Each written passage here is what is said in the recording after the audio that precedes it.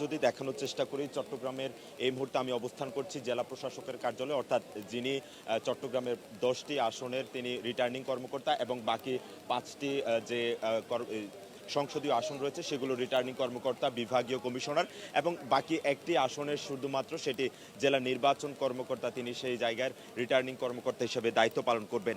আর সকাল থেকে আমরা দেখছি চট্টগ্রাম জেলা প্রশাসক এবং বিভাগীয় কর্মকর্তার কার্যালয়ের সামনে কিন্তু প্রার্থীরা তাদের যে আজকের শেষ দিন অর্থাৎ মনোনয়নপত্র জমা এবং সেটি সংগ্রহ করার, আমরা গতকাল পর্যন্ত যতটুকু জানতে পেরেছি 268 জন কিন্তু মনোনয়ন ফরম সেটি সংগ্রহ করেছেন এবং সেটি আজ কিন্তু মনোনয়ন জমা দেওয়ার শেষ দিন এবং এটির শেষ মুহূর্তে কিন্তু একেবারে প্রার্থীরা কিন্তু তাদের যে মনোনয়নপত্র সেই মনোনয়নপত্র জমা দেওয়ার জন্য একেবারে দেখছি আমরা পুরো এলাকায় কিন্তু সরগরম হয়ে আছে। নির্বাচনের যে আমেজ সেটি কিন্তু এখন বইছে পুরো এলাকা জুড়ে।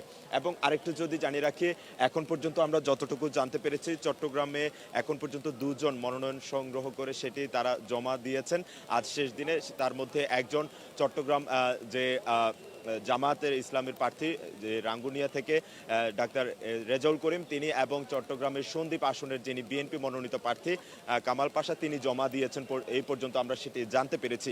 তবে বেলা বাড়ার সাথে সাথে আমরা যতটুকু জানতে পেরেছি চট্টগ্রামের বিভিন্ন আসনের বিএনপি নেতাকর্মীরা তারা কিন্তু তাদের যে মনোনয়ন ফরম সেটি জমা দেবেন এবং হয়তোবা কিছুক্ষণ পরপরই তারা সেই জমাদানের কার্যক্রম সেটি তারা শুরু করবেন।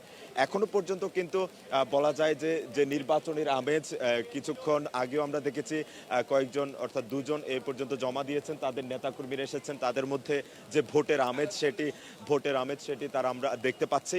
এবং যতটুকু আমরা গতকাল পর্যন্ত জানতে পেরেছি 268 জন মনোনয়ন ফরম সংগ্রহ করেছেন এবং আজকে এখন পর্যন্ত 2 জন মনোনয়ন সেটি জমা দিয়েছেন। এর মধ্যে একজন চট্টগ্রামের রাঙ্গুনিয়া আসনের প্রার্থী জামায়াত মনোনীত ডাক্তার রেজাউল করিম এবং চট্টগ্রামের সন্দ্বীপ আসনের প্রার্থী কামাল পাশা। আপনারা নিশ্চয়ই দেখছেন চট্টগ্রামের এই জেলা প্রশাসক এবং বিভাগীয় কমিশনার কার্যালয়ে কিন্তু এক ধরনের প্রার্থীদের যে ভিড় এবং তাদের সমর্থকরা এসেছেন এই নিয়ে কিন্তু এক ধরনের নিরাপত্তার জন্য পুলিশ, সেনাবাহিনী তাদের কয়েক স্তর নিরাপত্তা ব্যবস্থা গ্রহণ করা হয়েছে এবং প্রার্থীদের মধ্যে যে নির্বাচনী আমেজ সেই আমেজ কিন্তু আমরা দেখতে পাচ্ছি। এবং পুরো এলাকা জুড়ে কিন্তু যদি বলা যায় এই যে এখনো কিন্তু শীতের যে আবহাওয়া সেটি কিন্তু কাটেনি, এখনো সূর্যের দেখাও মিলেনি।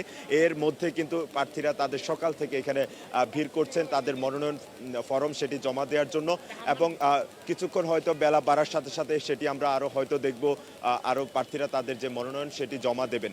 আমরা যতটুকু জানতে পেরেছি বেলা 1টা নাগাদ চট্টগ্রাম 11 আসনের যে বিএনপি মনোনীত প্রার্থী আমির খসরু তিনি জমা দেবেন এবং এর আগে চট্টগ্রাম 16 এবং চট্টগ্রাম 10 আসন সাইদ আল নোমান সহ বেশ কয়েকজন প্রার্থী কিছুক্ষণ পরে কিন্তু আসার কথা রয়েছে। এবং এর মধ্যে কিন্তু যে নির্বাচনী আমেজ যে প্রচারণা সেটি পরবর্তীতে শুরু হবে। এবং আরেকটু যদি তথ্য জানিয়ে রাখি, আগামী 4 জানুয়ারি কিন্তু যে মনোনয়ন সেটি চূড়ান্ত যাচাই বাছাই সেটি প্রক্রিয়া সম্পন্ন হবে। এর পরপরই তাদের প্রতীক এবং এর পরপরই অর্থাৎ 22 জানুয়ারি থেকে তাদের যে প্রচারণা সেটি শুরু হওয়ার কথা রয়েছে। এবং এর মধ্য দিয়ে কিন্তু নির্বাচনের যে আনুষ্ঠানিকতা, নির্বাচনের যে আমেজ সেটি কিন্তু শুরু হবে।